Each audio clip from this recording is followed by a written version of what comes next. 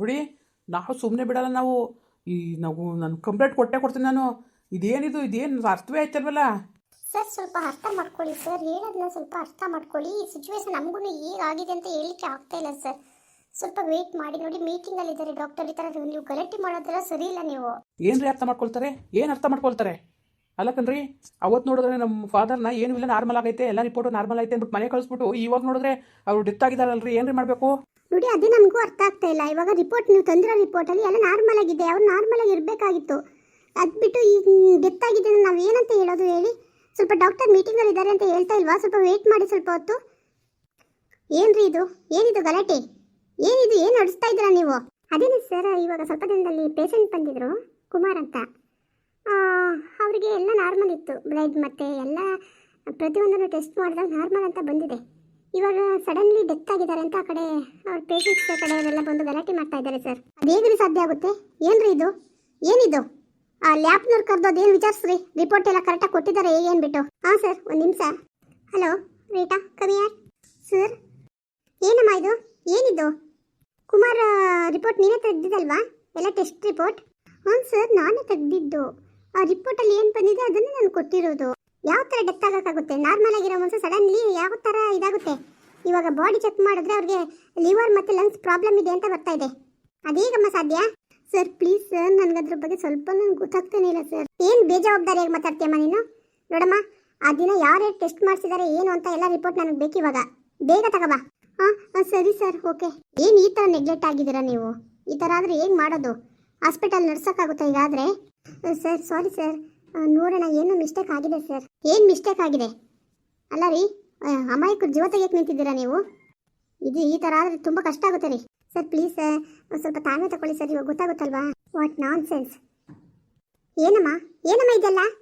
ಅವತ್ತು ಇಬ್ರಾಳ್ ಕುಮಾರನ್ನ ಪೇಷಂಟ್ ಬಂದಿದ್ದಾರೆ, ನೀವು ಒದ್ಲು ಬದಲು ಮಾಡ್ಕೊಟ್ಟಿದ್ದೀರಾ? ಸರ್ ಸರ್, ನಾನು ಆ ಥರ ಮಾಡಿಲ್ಲ ಸರ್. ಏನು ಮಾಡಿಲ್ಲ?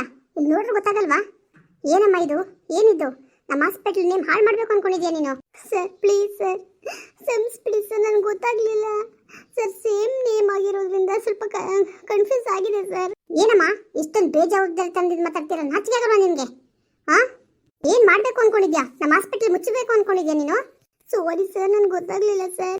ಯಾರಮ್ಮ ಇನ್ನೊಬ್ಬ ಕುಮಾರ್ ಅಂದರೆ? Sir second ward 3rd bed ಅಲ್ಲಿದ್ರು ಸರ್ ಅವರು. Nonsense. ನಾಚಿಕೆ ಆಗಲ್ವಮ್ಮ ಈ ಥರ? ನಿಮ್ಮಿಂದ ನಾವು ಉಗಿಸ್ಕೋಬೇಕು. ನೋಡು, ನಿನ್ನ ಈ ಕೆಲಸದಿಂದ ತೆಗಿತಾ ಇದ್ದೀನಿ, get out. Sir please sir, ದಯವಿಟ್ಟು ಸರ್ ಆ ಥರ ಮಾತ್ರ ಮಾಡಬೇಡಿ ಸರ್. ಏನಮ್ಮ, ನಿನ್ನ ಹತ್ರ ಈ ಡ್ರಾಮಾಗಳೆಲ್ಲ ನನ್ನ ಹತ್ರ ನಡೆಯಲ್ಲ. ಸಂಬಳ ಮಾತ್ರ ಒಂದಿನ ಮಿಸ್ ಆದರೆ ತಲೆ ತಿನ್ಬಿಡ್ತೀರಾ? ಕೆಲಸ ಅದೇ ಥರ ಮಾಡಬೇಕು ಅಂತ ಕಾಮನ್ ಸೆನ್ಸ್ ಇಲ್ವಾ ನಿನಗೆ? ನಿನ್ನಿಂದ ಒಬ್ಬರು ಅಮಾಯಕರು ಜೀವ ಹೋಗಿದೆ, ಅವ್ರ ತಕ್ಷಣ ಟ್ರೀಟ್ಮೆಂಟ್ ಕೊಡ್ಬೋದಾಗಿತ್ತೇನೋ. ಮತ್ತೆ ಇನ್ನೊಂದು ಪೇಷಂಟ್ಗೂ ಅವ್ರಿಗೇನು ಪ್ರಾಬ್ಲಮ್ ಇಲ್ಲದೆ ಹೋದ್ರೂ ಇವಾಗ ಪ್ರಾಬ್ಲಮ್ ಇದೆ ಅಂದ್ಕೊಂಡು ಅವ್ರು ಎಷ್ಟು ಚಿಂತೆ ಮಾಡ್ತಾ ಇದ್ದಾರೋ, ಬದುಕಿದಾರೋ ಸತ್ತಿದಾರೋ ಅದು ಗೊತ್ತಿಲ್ಲ. ನೋಡು, ಅವ್ರು ಏನು ಅಡ್ರೆಸ್ಸು ಏನು ಅಂತ ಎಲ್ಲ ಕಂಪ್ಲೀಟ್ ತಗೊಂಡು ಮೊದಲ ಪೇಷಂಟ್ ಮೀಟ್ ಮಾಡಬೇಕು. ಯಾರ ರಿಪೋರ್ಟ್ ಎಲ್ಲೆಲ್ಲಿಗೆ ಇಷ್ಟೇ ಕೆಲಸ ಮಾಡಿದ್ಯಾ ಇಲ್ಲ ಬೇರೆ ಏನಾದರೂ ಮಾಡಿದ್ಯಾ ಹೇಳ್ಬಿಡತ್ತಾಗೆ. ನಮ್ಮ ಹಾಸ್ಪಿಟ್ಲು ಹೆಸರೆಲ್ಲ ಹಾಳು ಮಾಡಕ್ಕೆ ನಿಂತಿದ್ಯಾ ನೀನು? Sir sorry sir please sir. Please sir. ಏನು ಪ್ಲೀಸು? ನೋಡಮ್ಮ, ಸುಮ್ಮನೆ ನನಗೆ ಕೋಪ ಬರ್ಸ್ಬೇಡ, ನನ್ನ ಮುಂದೆ ನಿಂತ್ಕೋಬೇಡ, ಗೆಟ್ ಔಟ್. ನಿನ್ನ ಕೆಲ್ಸಕ್ಕೆ ಬರೋದು ಬೇಕಾಗಿಲ್ಲ. Sir please sir. ಹೋಗಮ್ಮ ಸುಮ್ಮನೆ ನೀನು. ನಿಮ್ಮಿಂದ ನಮಗೆ ಕೆಟ್ಟ ಹೆಸರು. 2 ಜೀವಗಳನ್ನ ನರಳ್ತಾ ಇದೆ ಗೊತ್ತಾ? ಒಂದು ಹೋಗಿರೋದು, ಇನ್ನೊಂದು ಬದುಕಿರೋರು. ನನಗೆ ಪ್ರಾಬ್ಲಮ್ ಆಗಿದೆ ಅಂತ ಎಷ್ಟು ನಳ್ಳಿರ್ಬೋದು ಅವರು?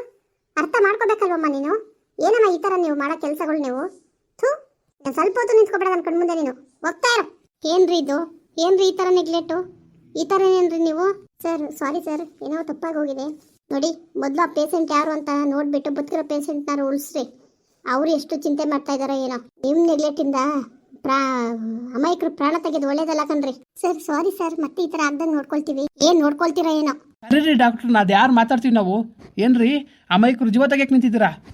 ಮೊದಲು ಆ ಪೇಷಂಟ್ ಕಡೆ ಕರೆದು ಮಾತಾಡ್ಬಿಟ್ಟು ಅದೇನು ಇದು ಮಾಡಬೇಕು ಸರಿ ಮಾಡಬೇಕು ಮಾಡ್ರಿ. ಅವ್ರನ್ನ ಒಳಗಡೆ ಬಿಡ್ರಿ. ಸರ್ ನಮ್ಗೆ ನ್ಯಾಯ ಕೊಡಿಸಿ ಸರ್. ನಮ್ಮ ತಂದೆಯವ್ರನ್ನ ಇವತ್ತು ಕಳ್ಕೊಂಡು ನಿಜವಾಗ್ಲೂ ನಾವು ತುಂಬ ನಷ್ಟವಾಗಿದ್ದೀವಿ ಸರ್. Please sir. ನೋಡಿಯಪ್ಪ, ದಯವಿಟ್ಟು ನೋಡಿ, ನಿಮ್ಮ ಕಷ್ಟ ನಮಗೂ ಅರ್ಥ ಆಗುತ್ತೆ. ಅದು ರಿಪೋರ್ಟ್ ಎಕ್ಸ್ಚೇಂಜ್ ಆಗಿದೆ, ಬೇರೆ ರಿಪೋರ್ಟು ನಿಮ್ಮ ತಂದೆಗೆ ಹೋಗಿದೆ, ನಿಮ್ಮ ತಂದೆ ರಿಪೋರ್ಟು ಬೇರೆಯವ್ರಿಗೆ ಹೋಗಿದೆ. ಅದರಿಂದ ಈ ಥರ ಪ್ರಾಬ್ಲಮ್ ಆಗಿದೆಯಪ್ಪ. ನೋಡಿ, ನಿಮ್ಮ ತಂದೆಯವ್ರಿಗೆ ಲಿವರ್ ಡ್ಯಾಮೇಜ್ ಮತ್ತು ಲಂಗ್ಸ್ ಡ್ಯಾಮೇಜ್ ಆಗಿದ್ದು ನಿಜನೇ. ಅವರು ನಾರ್ಮಲಾಗಿ ಅವರು ಸಾಯಬೇಕಾಗಿದೆ, ಸತ್ತಿದ್ದಾರೆ. ದಯವಿಟ್ಟು ಅಪ್ಪ ಅಲ್ಲ ಸರ್ ಏನು ಸರ್ ಹಿಂಗಂತ ಇದ್ದೀರಾ? ನೀವೇ ಹೇಳಿದ್ರಲ್ಲ ಸರ್, ಏನು ಮಾಡಿದ್ರು ಅವ್ರಿಗೆ ಏನೂ ಆಗಲ್ಲ, ತುಂಬ ಹೆಲ್ದಿಯಾಗಿದ್ದಾರೆ ಅಂತ ಎಲ್ಲ ಹೇಳಿದ್ರಲ್ಲ ಸರ್.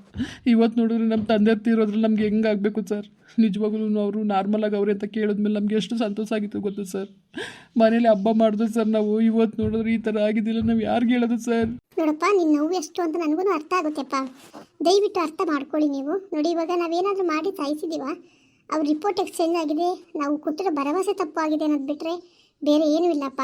ಅವರು ನಾರ್ಮಲ್ ಆಗಿ ಅವರು ಡೆತ್ ಆಗಿದೆ. ಬೇಕಾದ್ರೆ ನೀವೆಲ್ಲಾದರೂ ನೀವು ಚೆಕ್ ಮಾಡಿಸ್ಬೋದು. ನೋಡಿ, ಅದು ಹೌದು, ನಿಮ್ಮ ಭಾವನೆಗಳಿಗೆ ಪೆಟ್ಟು ಬಿದ್ದಿದೆ, ಅದರಲ್ಲಿ ನಾವು ಎರಡು ಮಾತಿಲ್ಲ. ಆದರೆ ಅವರ ಆರೋಗ್ಯ ತುಂಬ ಹದಗೆಟ್ಟಿತ್ತಪ್ಪ. ನಾವು ಅಂದರೆ ರಿಪೋರ್ಟ್ ಬದಲಾವಣೆ ಆಗಿದೆ, ಅಷ್ಟು ಬಿಟ್ಟರೆ ಇನ್ನೇನೂ ಇಲ್ಲ. ನೀವು ಇದನ್ನು ಹೇಗೆ ಹೇಳಬೇಕು ಅಂತ ಗೊತ್ತಾಗ್ತಿಲ್ಲಪ್ಪ. ದಯವಿಟ್ಟು ನೀವು ಧೈರ್ಯ ತಂದ್ಕೊಳ್ಳಿ. ಅಲ್ಲ ಸರ್, ಹಿಂಗೆ ಹೇಳ್ಬಿಟ್ರೆ ಹೆಂಗೆ ಸರ್? ನಮ್ಮದು ಮುಂದೆ ತಿಂಗಳು ಮದುವೆ ಆಯಿತು ಸರ್. ನಮ್ಮ ಅಪ್ಪ ನಿನ್ನ ಮದುವೆಗೆಲ್ಲ ಓಡಾಡ್ಕೊಂಡಿರ್ಬೇಕು ನಾನು ಅಂತ ಎಲ್ಲ ಎಷ್ಟು ಕನ್ಸ್ಕೊಂಡಿದ್ರು ಸರ್. ಅದರಲ್ಲೂ ನೀವು ಹೇಳಿದ್ಮೇಲಂತೂ ಇನ್ನೂ ನಾವು ನೆಮ್ಮದಿಯಾಗಿದ್ದೆವು ಸರ್.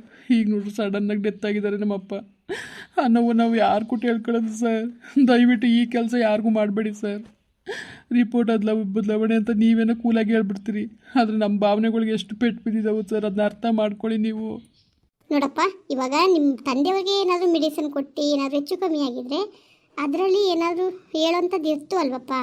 ಹೌದು, ಇವ್ರಿಗೆ ನಮ್ಮ ಕಡೆಯಿಂದ ತಪ್ಪಾಗಿದೆ, ಇಲ್ಲ ಅಂತ ಹೇಳಲ್ಲ. ಈ ರಿಪೋರ್ಟ್ ಬದಲಾವಣೆಯಾಗಿ ನೀವು ತುಂಬ ಹೋಪ್ ಇಟ್ಕೊಂಡಿದ್ರಿ, ನಿಮ್ಮ ತಂದೆಯವರು ಬದುಕ್ತಾರೆ ತುಂಬ ದಿನ, ಅವ್ರ ಜೊತೆ ಚೆನ್ನಾಗಿರ್ತೀವಿ ಅನ್ನೋದೆಲ್ಲ ನೀವು ಹೋಪ್ ಇಟ್ಟಿದ್ರಿ. ಇಲ್ಲ ಅಂತ ನಾವೇನು ಹೇಳ್ತಾ ಇಲ್ಲ ನಾವು. ಹೌದು, ನಮಗೂ ಅದೆಷ್ಟು ಕಷ್ಟ ಅನ್ನೋದು ಅರ್ಥ ಆಗುತ್ತಪ್ಪ. ಆದರೆ ನಾವು ರಿಯಾಲಿಟಿ ಒಪ್ಕೊಳ್ಳೇಬೇಕು ಅಲ್ವಪ್ಪ? ಹೇಳ್ತಾ ಇದ್ದೀವಿ ಅಲ್ವಾ? ನೋಡಿ, ಅದು ಬಿಟ್ಟರೆ ನೀವು ದಯವಿಟ್ಟು ಹೇಳ್ತಾ ಇದ್ದೀವಿ, ನಮ್ಮ ಕಡೆಯಿಂದ ಯಾವುದೇ ಥರದಲ್ಲಿ ಅಂದರೆ ಇದೊಂದು ಚಿಕ್ಕದೊಂದು ಬದಲಾವಣೆಯಿಂದ ಈ ಥರ ಆಗಿದೆ. ಹೌದು, ನಿಮ್ಮ ಭಾವನೆಗಳಿಗೆ ತುಂಬ ಪೆಟ್ಟು ಬಿದ್ದಿದೆ, ಅದಕ್ಕೆ ನಾವು ನಿಮ್ಮಲ್ಲಿ ಕ್ಷಮೆ ಕೇಳ್ತೀವಿ. ದಯವಿಟ್ಟು ಅಪ್ಪ, ಇದನ್ನು ದೊಡ್ಡದು ಮಾಡಬೇಡಿ. ನೋಡಿ, ನಿಮ್ಗೆ ಆದಷ್ಟು ನಾವು ಸಹಾಯ ಮಾಡ್ತೀವಿ ಖಂಡಿತವಾಗ್ಲೂ. ಸರ್, ನಿಮ್ಮ ದುಡ್ಡು ನಮಗೆ ಬೇಡ ಸರ್, ಆದರೆ ಈ ಕೆಲಸನ ಯಾರಿಗೂ ಮಾಡಬೇಡಿ ನೀವು, ಇನ್ಯಾರಿಗೂ ಮಾಡಬೇಡಿ ಸರ್. ನೀವು ಅವ್ರ ಭಾವನೆಗಳ ಜೊತೆಗೆ ನೀವು ಆಟ ಆಡಬೇಡಿ ಸರ್, ದಯವಿಟ್ಟು ಸರ್.